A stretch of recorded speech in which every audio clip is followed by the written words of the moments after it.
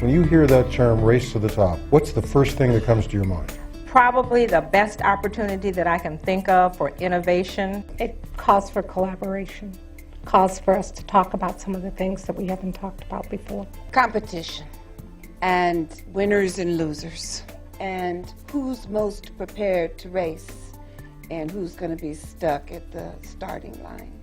This is an opportunity in an economic, challenging time to raise the discussion around some education policies and principles that are much needed, including a focus on our persistently underperforming schools. There's one level to turn around schools in large high schools. There's another level of hundreds of thousands and millions of kids who have left school already, and hundreds of thousands of millions who are disengaged in school, and finding the right things for them. But if you got a portion of the money tomorrow, what would it mean in the LAUSD? This race to the top money, I refer to it as kibbles and bits. And it is just a quick sprinkling and a quick fix. If LAUSD, with all due respect, got $100,000 tomorrow, got $200,000 tomorrow, nothing would change in the classroom for the student. Public education was meant to sort people. It was never meant to send anybody to college. It was meant to socialize an immigrant nation so that they could go into factories and learn how to do what they're told to do.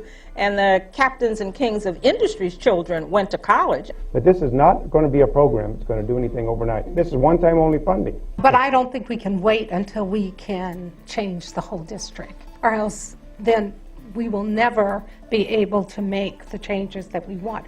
What's missing when we're talking about what has to happen that this race to the top is trying to inspire? But ultimately, every effort has to have grassroots in the community. This race to the top puts education back up where it should be. That is a discussion point. What would work to make teachers' unions more often a catalyst of reform? Unions are designed to work for their constituents, and their constituents are not children. They're teachers. We have too many teachers that come into a school, they're there a couple years, they're gone because they realize they're not prepared, this is too hard, I'm not being supported.